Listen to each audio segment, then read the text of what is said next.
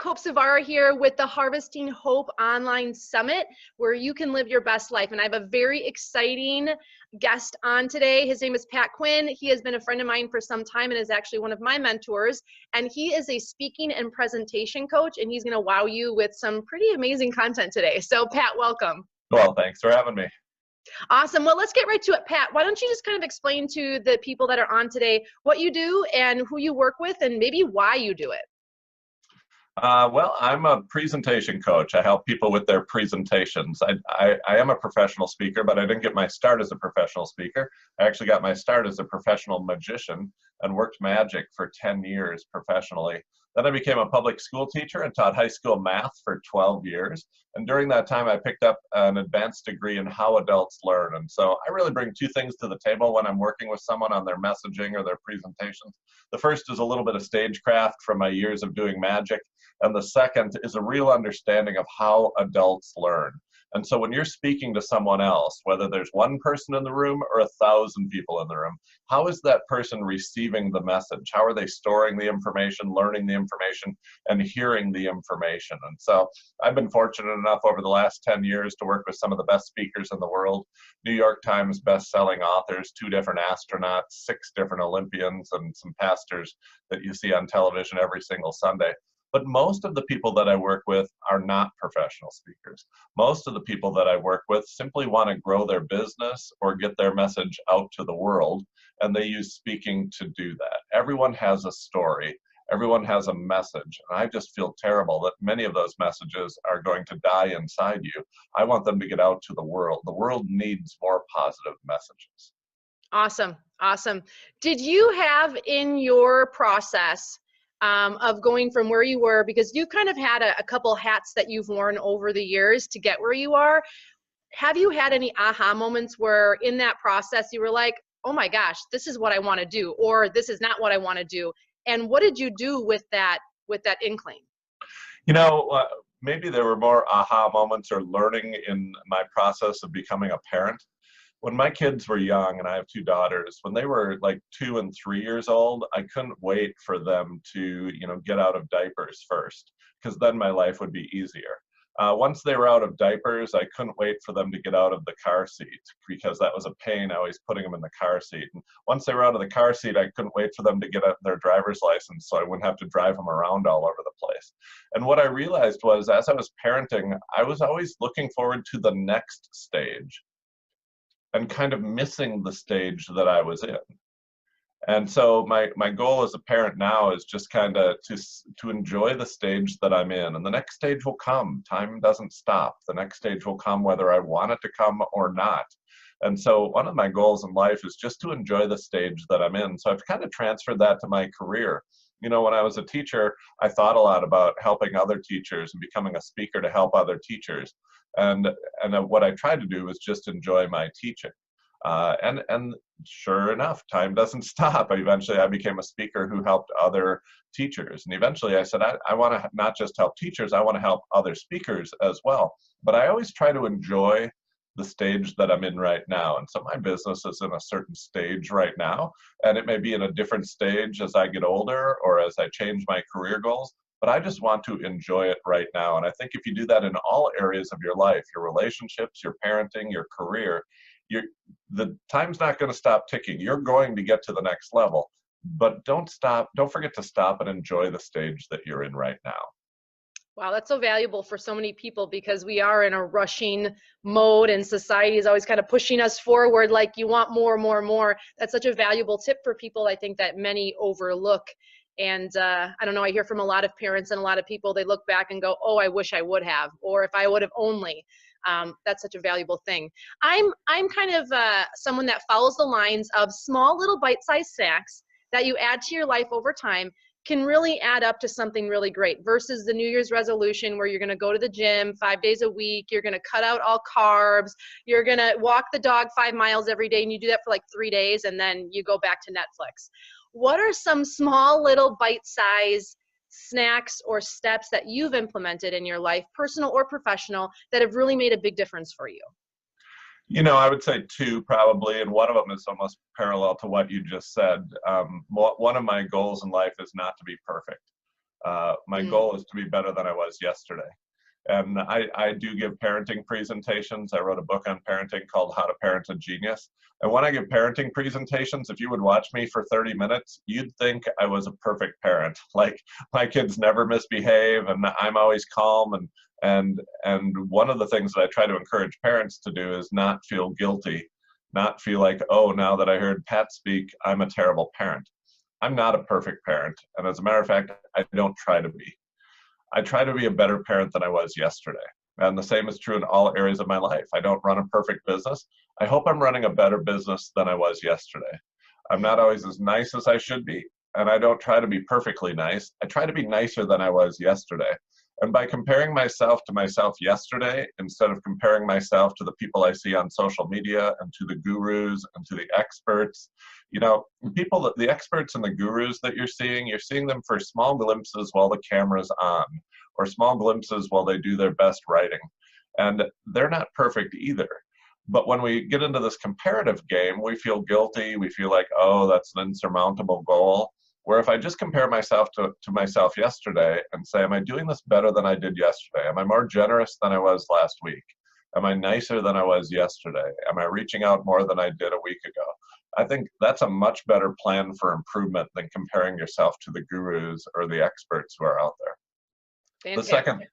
The second little tidbit that's had a remarkable change in my life is the concept of margin.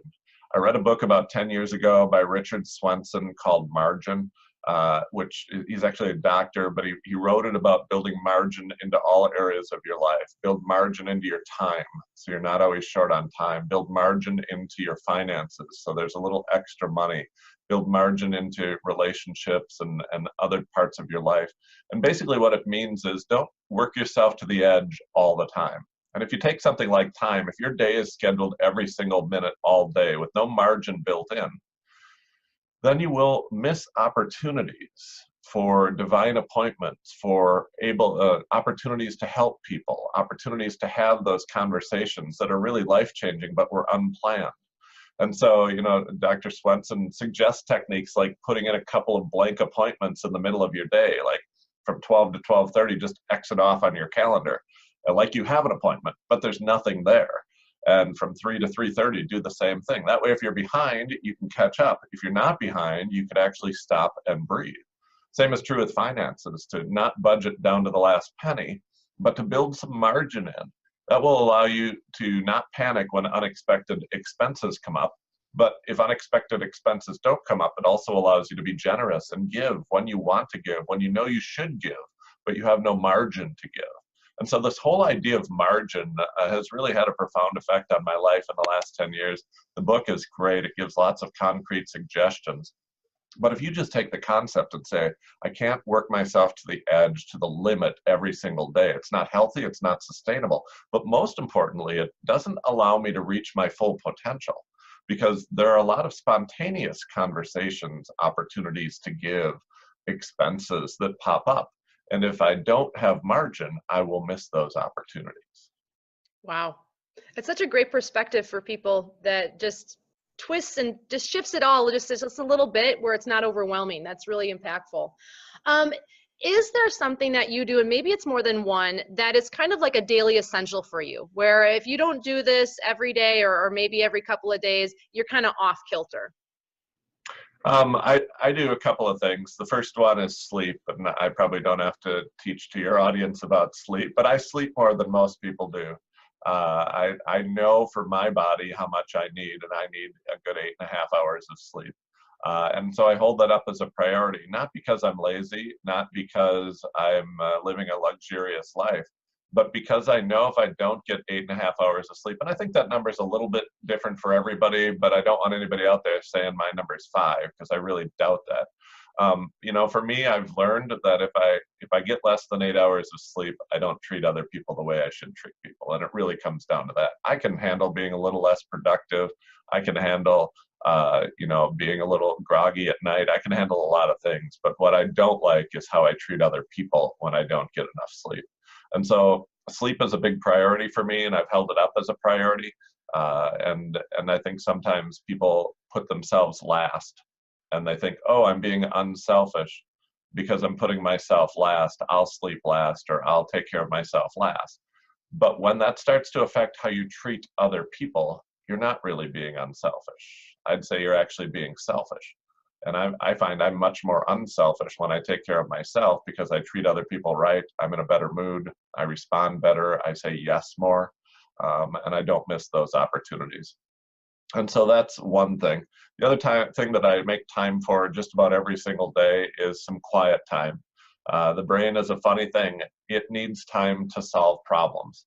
It needs time to process things. For me, I can't have music playing when this happens. And some people, music helps them solve problems and have this time. But time to let your brain solve the problems that it has in front of it. And so I make some quiet time. People make fun of me because I don't listen to the radio in the car. I don't listen to music. I don't listen to talk radio. I don't listen to anything. It drives my wife crazy because we'll be driving like 3 hours somewhere and she'll be like, can we turn on the radio? And I'm like, well, it's really a better drive without the radio. And she'll be like, really? It's a boring drive without the radio. And I'm like, no, I really want to solve some problems here in the next 3 hours. And she's like, okay, that's weird. So now she brings her headphones along in the car so I can solve problems and she can listen to music. But if it's not in the car, make it some time. Your brain needs time to solve the problems that are in front of it. And if you're always busy, if you're always with other people, if there's always noise, you're not going to have time to solve those problems and they're never going to get solved. And so give your brain some time to solve these problems, quiet time that it can actually do this. Awesome. What a great tip. And it makes me think of, I walk a lot and people think I'm crazy because I don't like headphones on. I just like nature. And that is my, like, all my thoughts start spoken out of my brain. I talk into my phone, then, oh my gosh, that's it. Your brain is solving the problems that it has in front of it. And I'm amazed how many people don't give themselves time during the day. And what happens is these issues just stack up and stack up and stack up. And that's when you start to see your health start to change because stress is building up. That's when you start to see panic because you haven't had time to process some of this stuff. That's when you start to see people numbing themselves because they can't deal with all the problems that they're dealing with. You see a bunch of problems, and it's partly because people haven't given their brains the time, the space, the quiet that it needs to actually work on some of these problems. Yeah, I totally agree. I'm going to spin this question a little bit because I want to know your insights. A lot of people in business have coaches, marketing coach, business coach, life coach, whatever it is. I know a lot of people feel like they can't afford that. What are some other ways people can look at being mentored or guided that might not cost them anything? Or who are some people that they could look to that maybe they haven't thought about to get that insight and perspective that they haven't had yet? Well, I'm a big fan of audiobooks. And so I talked to someone the other day and I asked him where he graduated from, and he said Buick University. And I didn't understand it right away. I was like, I'm not familiar with Buick University. He's like, I listen to audiobooks in the car all the time, and I've learned so much. I have like an MBA from just listening to audiobooks in the car. And so I'm a big fan of learning, and I just think there's a ton of learning out there, if not free, on podcasts, on audiobooks for $5 or $10. And so I'm a constant learner. Here's what I believe. I believe everybody should be in two situations at once. I think you should be learning from someone, and I think you should be teaching someone. So in whatever process you're in the process of parenting, the process of your marriage, the process of your business or your career, or whatever job you do, there's someone who's done it longer than you have. Learn from them. And there's someone who's done it less than you have. Teach them. And so I actually think everybody should be in the middle, and I want to be in the middle. I want to be in the middle of my career. As a speaking coach, I'm in the middle. There's some speaking coaches who've been doing this longer than I have that I learn from. And there's some speaking coaches who are just getting started in the business of coaching speakers and helping people in their businesses who I'm helping grow their careers. In parenting, there's some people who parented longer than I have, and my wife and I have dinner with them occasionally, call them up when we have questions, tap into their knowledge. And there's some parents who haven't been parents as long as we have, who haven't been through the stage that we just got done with. And we can help them. I think in all areas of your life, from fitness to health to finances to relationships to business, you've been doing it longer than somebody, and there's somebody who's been doing it longer than you. Everybody should be in the middle, learning from someone and teaching someone. And I think then you're just kind of like, I don't know, let it ride, or let it pass it on to the next generation. But I think it's a good position to be, because when you're teaching someone, you're actually being intentional about your practices. And you're thinking about, why did I do it that way? You're not stumbling through life. When you have a new parent asking you, why do you do it that way? Why do you have the curfew you have? Why do you have the rules that you have? Why do you punish the way you do? It's like, a lot of times you're like, I have no idea why I do it that way. And we become better because we're teaching someone else how to do it. At the same time, I'm learning from a mentor who's done it longer than I have. So I think that's healthy for everybody in all areas of their life. Wow, absolutely. Humble is the word that comes to mind for me. I feel like having a mentor keeps me humble, and then having to translate it to someone equally keeps me humble, because I have to share the knowledge. I have to share, not be selfish and be like, oh, I don't want anyone to know what I'm doing, which is sometimes where people get, not on purpose, but I do see that. It's like this hold on tight versus let go and trust. Yeah, I've always been a big pie guy, especially around business. The moment I became a teacher, I tried to help other teachers become better teachers too, not so I would be the best teacher, but so everybody would be a better teacher. Then I became a consultant and a speaker, and rather than compete against other consultants and speakers, we actually held events that got us all together and shared best practices. And people are like, why are you doing this? You're raising up your competition. And I'm a big pie guy. I just believe that if the pie gets bigger, we're all going to thrive. And if we're always knocking each other's down, and from a business standpoint, there's nothing better than getting together with your competition and sharing best practice. There are going to be so many times when you share customers, when you refer customers to each other. Business grows when business competitors get together. Everybody's business grows when you share best practices. And you could apply that to parenting. Definitely. Absolutely.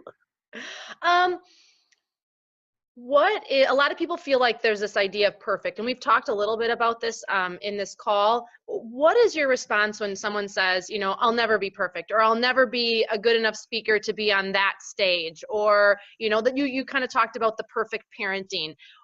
How do you respond to someone that's just like, I'll never be that perfect, I'll never be that good enough to do X?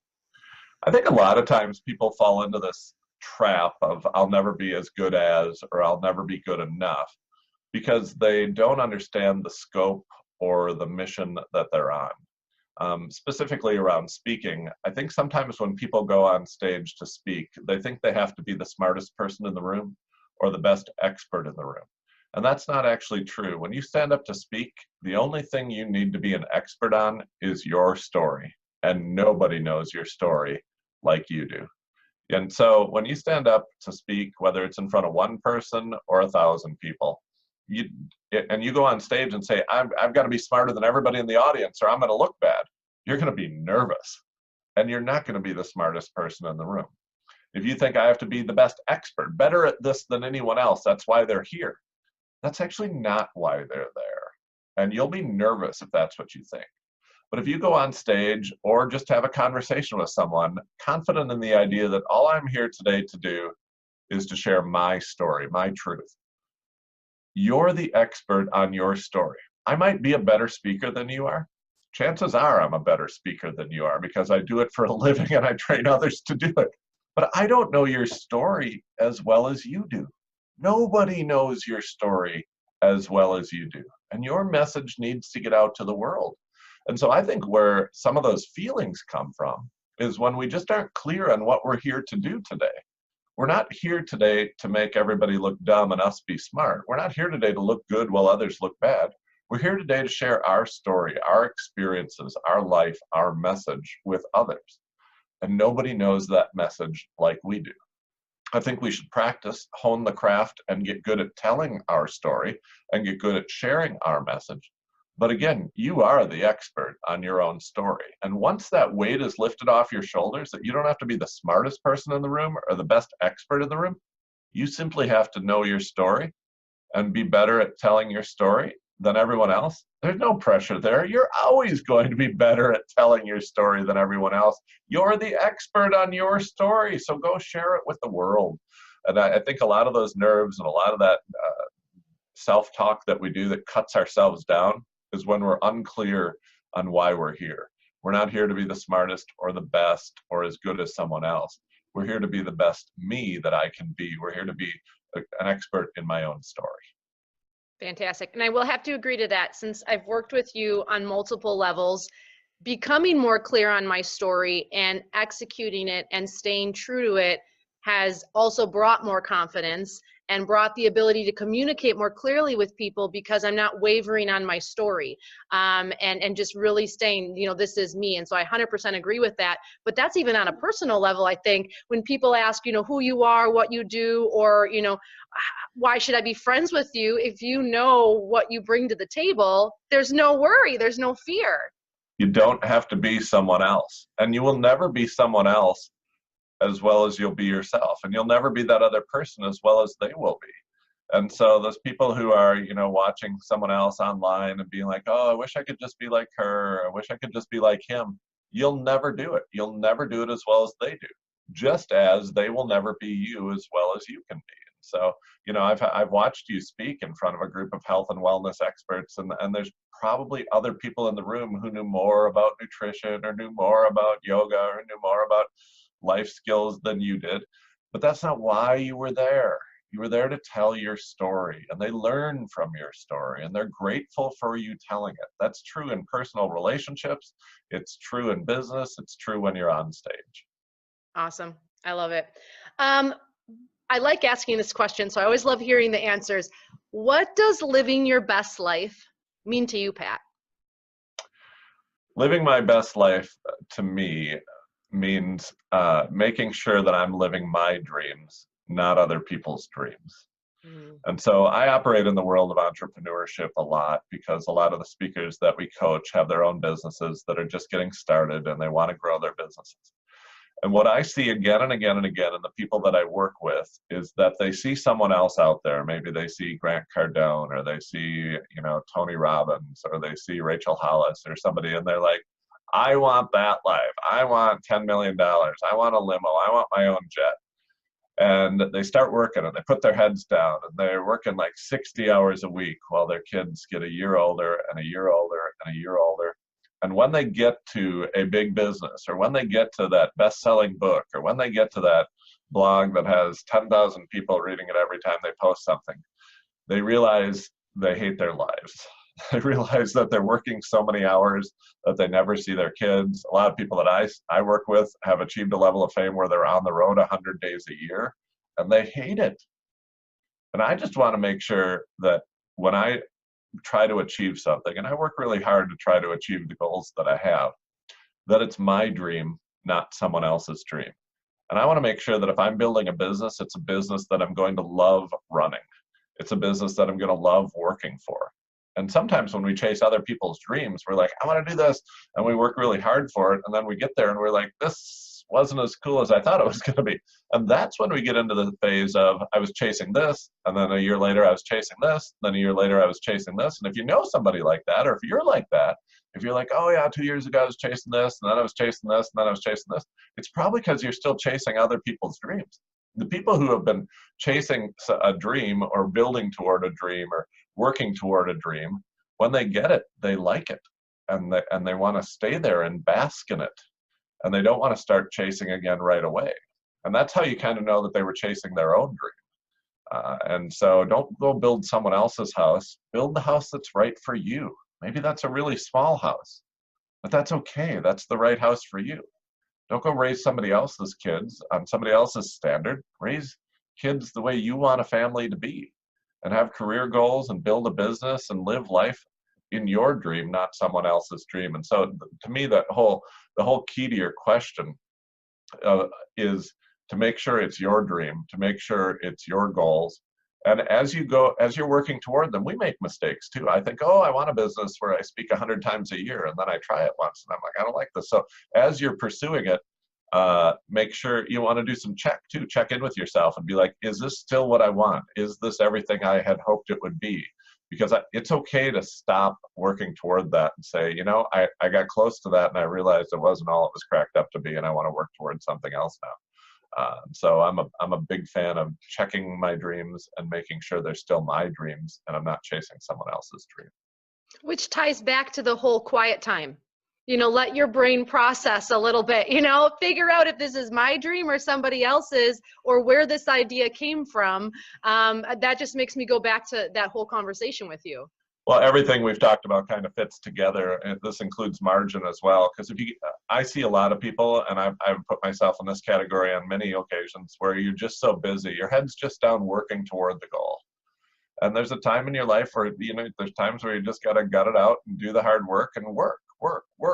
But if your head's down while you're doing that, and that's because you're busy, that's because you didn't build in margin, it's because you're not getting enough sleep, it's because you haven't left yourself quiet time.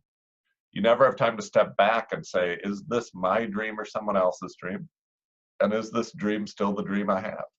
I think that's, everything that we've talked about so far today kind of comes together in that moment where you get so busy that you're just chasing someone else's dream. Yeah. Do you have a affirmation or a quote or an intention that resonates with you right now? I know some people put it on their wall or they say it every morning. Is there something that you do or say to yourself that's relevant right now in your life that you wouldn't mind sharing? I would probably not say that I have a single one. I spend time every day reading the Bible and soaking in God's word simply because I think the wisdom and truth of it is timeless. And I know God's timing is perfect. And so rather than have one, like I know a lot of people do, post-it note on my mirror that stays there for long periods of time, I'm kind of trusting that God will reveal to me each morning what he wants me to know on that particular day. And because God's timing is perfect, I know that even if it doesn't make sense to me when I read it, it will make sense in the long run, and that I'll be guided in the right direction. So probably not one like other people have posted on a post-it note somewhere, but one source where I go to on a daily basis. Fantastic. Any last words for the people on this summit today, Pat, that you want to leave them with? My final words would just be to trust the value of your own story and trust the value of your own message. I think in all of our lives, there's things that we're experiencing, and we don't know why we're experiencing them. Our kids are going through something difficult, our relationship is struggling, our business is in a spot where we don't want it to be, and there's times where you just want to look up and scream and be like, why is this happening to me? But the truth is, it's all leading toward your story, and your story is going to help someone someday. And so my kids have been through things that I never wanted my kids to go through, but I've had the opportunity since then to help other parents whose kids are going through the same thing. My marriage and my relationships have been through things that I wouldn't want anyone to go through. But we also have been able to help other people whose marriage and relationships are going through similar things. And once again, we're back to, when those things were happening to us, we turned to people who were maybe a little bit older or a little bit more experienced or had been through something like that previously, and they were so valuable to us when we were going through them.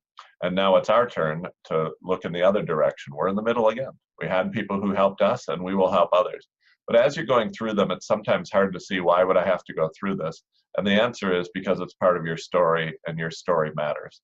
And I just want to make sure that you are willing and able to share your story with the world. That doesn't have to be on stage. It doesn't have to be on a webinar or a summit. It can be one-on-one across the table at Starbucks. It can be in a quiet moment when you see someone crying at the grocery store. It can be over the phone 1,000 miles away from your sister or your cousin. But share your story. Share your story because you're given that as a gift for a reason. You're given it to help other people, and the world needs more positive messages. I love it. I absolutely love it. How can people find out about you, or where can they find you? Because you do have a lot of books, and I highly recommend them. Especially the parenting ones are fantastic. Where can they find that information? My books are on Amazon. You can look under Pat Quinn. My best-selling parenting book is How to Parent a Genius. Everything else can be found at my website, patquinn.com. Awesome. Pat, thank you so much for your time today. I know people are going to walk away from this with so many nuggets that they can easily apply to their life, which was what our goal was. For those of you that are on the summit today, thank you so much for being here. And most importantly, I want you to remember to never lose hope. Never lose hope that there is opportunity out there for you. And I always follow the philosophy, if you're breathing, if there's life inside of you, there's purpose for you. So until next time, thank you so much.